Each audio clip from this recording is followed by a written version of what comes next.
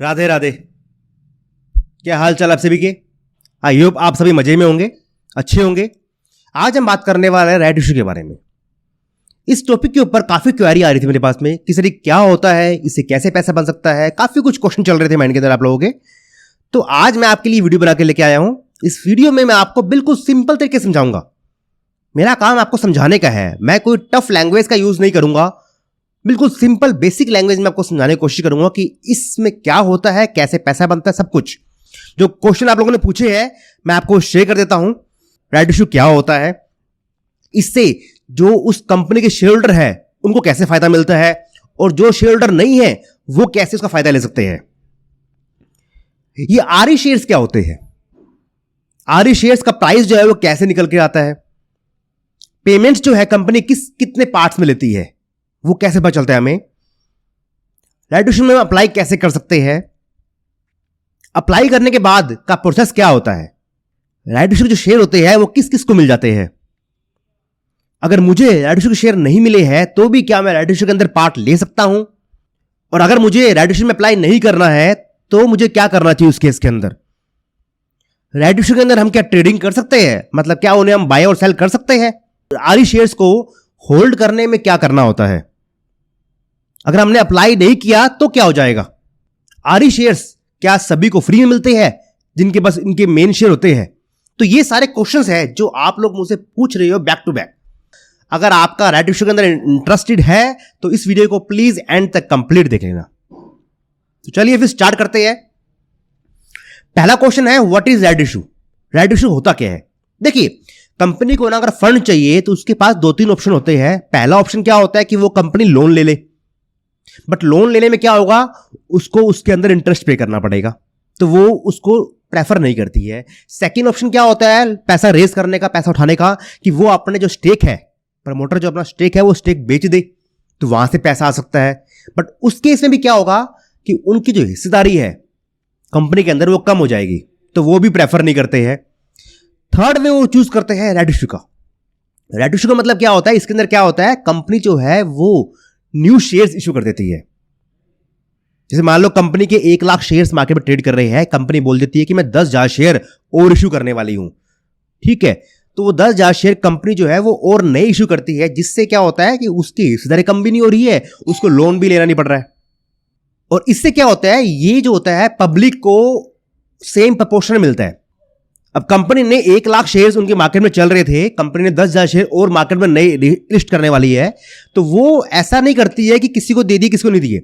वो जो भी उसके शेयर होल्डर होंगे सबको क्या बोलेगी कि आपको 10 शेयर पे 1 शेयर मिलने वाला है, क्योंकि लाख शेयर पे 10 शेयर मिल रहे हैं तो 10 पे 1 मिलने वाला है। तो इससे क्या होगा, किसी भी शेयर होल्डर की जो हिस्सा उसका है, प्रपोर्शन जो है इस कंपनी के अंदर, वो कम नहीं होगा। तो ये इसका एक बेनिफिट होता है।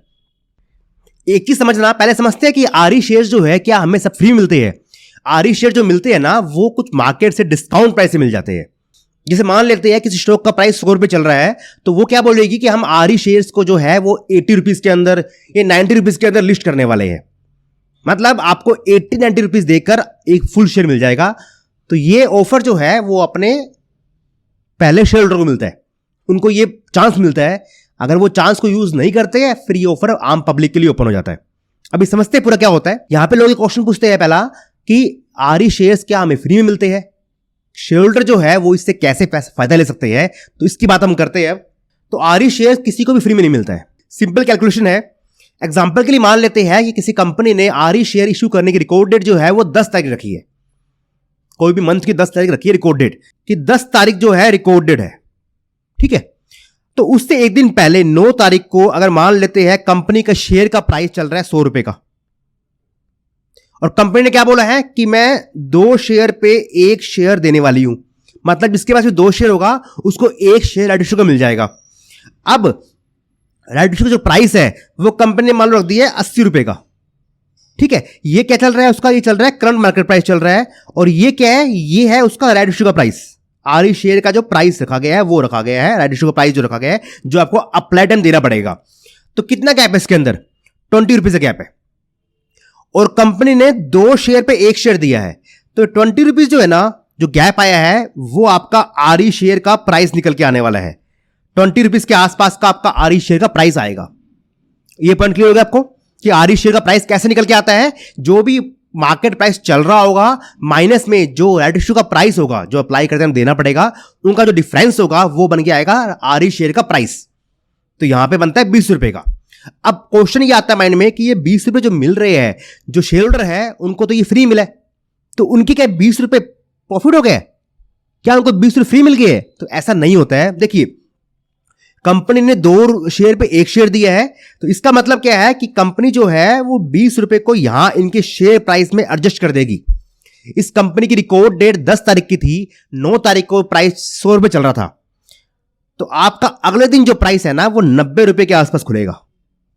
10 तारीख को, 10 डेट को प्राइस जो है वो आपका 90 रुपए के आसपास खुलने वाला है। ये कैसे हुआ कि 2 शेयर पे 1 शेयर फ्री मिल रहा है, जिसका प्राइस 20 रुपए है, तो 2 शेयर के ऊपर उस 20 रुपए का डिवाइड हो जाता है। पर शेयर कितना मिल गया? 10 रुपए। तो वो 10 रुपए के आसपास प्राइस जो है उस शेयर कम हो जाता है। एग्जैक्ट 10 नहीं होगा, वो 9 रुपए हो सकता है, 8 रुपए हो सकता है, 10 भी हो सकता है, बट उसका प्राइस जो है वहां पे एडजस्ट होता है। तो इसलिए आप देखना, रिकॉर्ड डेट वाले दिन जो कंपनी का प्राइस होगा वो उसके पिछले दिन की कंपैरिजन में कुछ कम खुलता है। अगर यही कंपनी मान लो इस रेशियो को 4:1 में करती, मतलब वो 4 शेयर पे 1 शेयर देती राइट इश्यू का, तो जो 20 रुपए का प्राइस एडजस्टमेंट हुआ है ना वो 4 शेयर पे होता, तो वहां पे आपका प्राइस पर शेयर पे 5 रुपए कम होता, मतलब 95 रुपीज प्राइस बन के आता आपके पास। समझ रहे हो? जितने शेयर पे फ्री शेयर मिल रहा है ना, प्राइस का एडजस्टमेंट उतने शेयर पे होने वाला है। एग्जांपल के लिए हम एक एग्जांपल और ले लेते हैं कि मान लेते हैं कंपनी ने बोला कि मैं 10 शेयर पे 1 शेयर देने वाली हूं, तो जो 20 रुपए का प्राइस एडजस्टमेंट हुआ है वो 10 शेयर पे होने वाला है, मतलब पर शेयर पे 2 रुपए कम हो जाएगा। तो आपका प्राइस जो है वो अगले दिन 98 रुपीज के करीब खुलने वाला है।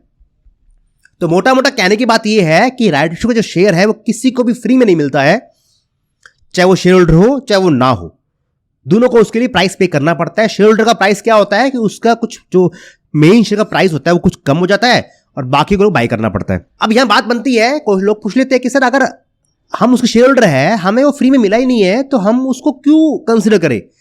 तो देखिए, मान लेते हैं कि आपके पास प्राइस 100 रुपए का चल रहा था, राइट इश्यू के कारण वो प्राइस जो है वो घटकर 90 रुपए हो गया और आपको 20 रुपए के हिसाब से राइट इश्यू मिल गया है। अगर आप उसको कंसिडर नहीं करोगे, उसको छोड़ दोगे, तो जो 20 रुपए आपको मिलने वाले थे वो तो खत्म हो गए। आपका प्राइस तो 100 का 90 हो ही गया ना, आपके शेयर का प्राइस तो कम हो ही चुका है, 100 का 90 हो ही चुका है। वो 100 का 90 जिस कारणवश हुआ था, जिस कारण से हुआ था, वो कारण जो था वो राइट इश्यू था।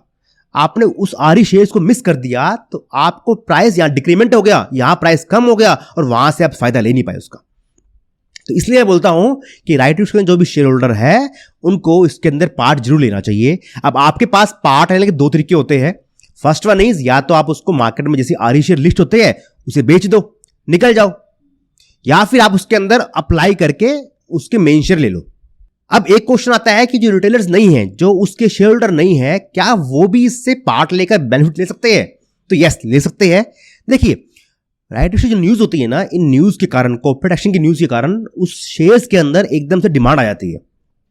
आप कभी भी देखना, जब ये आरई शेयर लिस्ट होते हैं उस दिन, और जब आरई शेयर से मेन शेयर बनता है उस दिन, ये 2-3 दिन जो होते हैं ना, इंपॉर्टेंट दिन होते हैं, डेट्स होती है, इन डेट्स के ऊपर उस शेयर्स के अंदर नंबर ऑफ वॉल्यूम जो होता है ना, वॉल्यूम उस शेयर्स का वो बढ़ जाता है, और वो हल्का मोटा नहीं बढ़ता, वो ब्लास्ट करता है। मतलब उसके अंदर डिमांड इतनी आ जाती है कि वो डिमांड जो है वो प्राइस को अप डाउन कर देती है। अगर मैं इंडिया बुल हाउसिंग फाइनेंस की बात करूं, जब आरई शेयर थे, उसके पीपी शेयर बने थे, उस दिन वो शेयर जो है वो कंटिन्यू बैक टू बैक 2 दिन तक 10% के अपर सर्किट बंद हुआ था। मतलब उसका प्राइस 189 रुपए चल रहा था इंडिया बुल हाउसिंग फाइनेंस का, और वो पहुंचते पहुंचते 210 करीब पहुंच गया था विद इन 2 दिन के अंदर अंदर। उस कंपनी के शेयर के अंदर एकदम जंप आ सकता है, तो हमें उस जंप का फायदा लेना होता है। तो ये बाकी लोग इसमें कर सकते हैं चीज। ये आरई शेयर होते क्या है? ये होते हैं राइट एंटाइटलमेंट। मतलब कंपनी बोलती है कि हम इतने शेयर्स मार्केट में लाने वाले हैं, तो वो पहले उनको आरई देती है जिनके पास शेयर होल्डर होते हैं, और बाद में उसको फिर फुल शेयर बन जाता है अगर वो अप्लाई करते हैं उसके अंदर। तो आरई शेयर का प्राइस कैसे निकलता है वो हमने बात कर ली है कि जो करंट मार्केट प्राइस चल रहा होगा माइनस के अंदर जो अप्लाई प्राइस रखा होगा कंपनी ने, उसका डिफरेंस जो होगा वो होगा आरई शेयर का प्राइस। क्लियर है? अगला क्या है? पेमेंट्स किस हिसाब से होती है। देखिए, पेमेंट्स जो है वो कंपनी अपने अकॉर्डिंग ले सकती है। कुछ कंपनी क्या होती है, वन टाइम पेमेंट लेती है, जैसे ही बात करें साउथ इंडियन बैंक की बात करें तो उस कंपनी ने वन टाइम पेमेंट 22 रुपये का ले लिया है कि आपके आरई शेयर्स को मेन शेयर कन्वर्ट करने के लिए वन टाइम पेमेंट लगेगा 22 रुपये का, आप अप्लाई कर दीजिए, आपका मेन शेयर आपको मिल जाएगा। तो वो वन टाइम पेमेंट ली है। इंडिया बुल हाउसिंग फाइनेंस ने क्या किया हुआ है कि उन्होंने 150 रुपये का अनाउंस किया प्राइस अप्लाई करते टाइम का, बट उन्होंने कहा है कि 50 रुपये तो अभी ले रहे हैं, बाकी 100 रुपये बाद में लेंगे। तो इंडिया बुल हाउसिंग फाइनेंस ने पेमेंट को वन टाइम में नहीं लिया, वो पार्ट्स में लेंगे, तो इसलिए उन्होंने पहले आरई शेयर को पीपी शेयर बनाया है। तो कंपनी के हाथ में है कि कंपनी उस पेमेंट को वन टाइम में ले या 2 बार में ले या 3 बार में ले, कंपनी की मर्जी है, ठीक है। अगर वन टाइम में होगी तो आपके आरई शेयर जो है वो डायरेक्ट नॉर्मल शेयर बन जाएंगे, अगर पार्ट्स में होगी तो आरई शेयर जो है वो आपके पीपी शेयर बनेंगे। जैसे आरई शेयर थे वो पीपी बन गए, फिर पीपी2 बन जाएगा, इस टाइप से, और लास्ट पेमेंट पे वो वापस से नॉर्मल शेयर बन जाएगा। ये पॉइंट क्लियर हो गया आपको। अगला क्वेश्चन क्या आता है कि हम इसको कैसे अप्लाई कर सकते हैं, राइट इशू के अंदर कैसे अप्लाई कर सकते हैं। राइट इशू के अंदर अप्लाई करने के 2 तरीके होते हैं, ऑनलाइन और ऑफलाइन। ऑनलाइन आप बैंक में जाकर एसबा की हेल्प से अप्लाई कर सकते हो, जैसे हम आईपीओ अप्लाई करते हैं। ये मोस्टली सभी बैंक में फीचर होता है एसबा का, नेट बैंकिंग के अंदर जाके अप्लाई कर सकते हो। अगर आपको वहां फीचर नहीं मिलता है या आपके नेट बैंकिंग ऑन नहीं है तो आपके पास ऑफलाइन फॉर्म भी होता है, कंपनी देती है ऑफलाइन फॉर्म कि आप इस फॉर्म को भरकर अपने पास में जो बैंक पड़ता है आपके वहां जाकर फॉर्म सबमिट कर दो, आपका अप्लाई हो जाएगा। अगर आपको कभी भी किसी रजिस्ट्रेशन में अप्लाई करना है, आपको फॉर्म नहीं मिल रहा है, तो आप जो ऊपर स्क्रीन पर नंबर दिया हुआ है वहां मुझे मैसेज कर देना, आपको मैं उस कंपनी का रजिस्ट्रेशन का फॉर्म दे दूंगा, मुझे व्हाट्सएप मैसेज कर देना, ठीक है। अगला क्या है कि अप्लाई करने के बाद हमें शेयर्स कब मिलते हैं। देखिए ये डेट फिक्स होती है, हम डेट्स की बात करते हैं तो कंपनी क्या बोलती है, एक रिकॉर्डेड होती है। रिकॉर्डेड मतलब कि इस दिन तक जिसके पास भी शेयर होगा वो एलिजिबल होगा, उसे शेयर फ्री मिलने वाले हैं। फिर क्या होता है कि कंपनी बोलती है कि हमारा 10 तारीख रिकॉर्डेड है, फिर कंपनी क्या बोलेगी 15 से 20 तक आरई शेयर्स मार्केट में ट्रेड करेंगे। मतलब 15 तारीख से 20 तारीख तक के बीच में आप उन आरई शेयर्स को बाय और सेल कर सकते हो। जिसको फ्री में मिले हैं वो उसको सेल कर सकता है, अगर उसे आगे अप्लाई नहीं करना है तो। जिसने उसे होल्ड करना है वो उसको होल्ड कर सकता है। जिसको वो फ्री में नहीं मिले हैं, जिसके पास उसके मेन शेयर नहीं थे, वो उसको मार्केट में जाकर वहां से खरीद भी सकता है। कंपनी ने बोला है कि 15 से 20 के बीच में आप उसके अंदर ट्रेडिंग कर सकते हो, तो आप उसके अंदर आराम से बाय सेल कर सकते हो। अब 20 जो ट्रेडिंग का लास्ट डे होगा ना 20 तारीख, उसके बाद कंपनी 2-3 दिन और देती है उसमें अप्लाई करने के लिए, तो आप उस टाइम उसके अंदर अप्लाई कर सकते हो। जिसके पास भी आरई शेयर होंगे उसे अप्लाई करना पड़ेगा, अगर वो अप्लाई नहीं करेगा तो उसके शेयर जो है वो 0 बन जाएंगे। राइट इशू शेयर किसको मिलते हैं, तो सिंपल सी बात है, जिसके पास रिकॉर्ड डेट वाले दिन उस कंपनी के मेन शेयर होंगे उन्हें एक फिक्स प्रपोर्शन जो कंपनी ने फिक्स किया हुआ है उसके बेस पे राइट इशू शेयर मिल जाएंगे। इतना क्लियर हो गया है। अगर मुझे राइट इशू शेयर नहीं मिले हैं, मेरे पास आरई शेयर नहीं आए हैं, तो क्या मैं उसमें पार्ट ले सकता हूं? यस, आप पार्ट ले सकते हो। जब भी वो ट्रेडिंग विंडो ओपन होती है, जिस टाइम आरई शेयर्स मार्केट में ट्रेड करते हैं, उस दिन आप उस टाइम उसके बाय कर लो आप, तो आप उसके अंदर अप्लाई करके पार्ट ले सकते हो।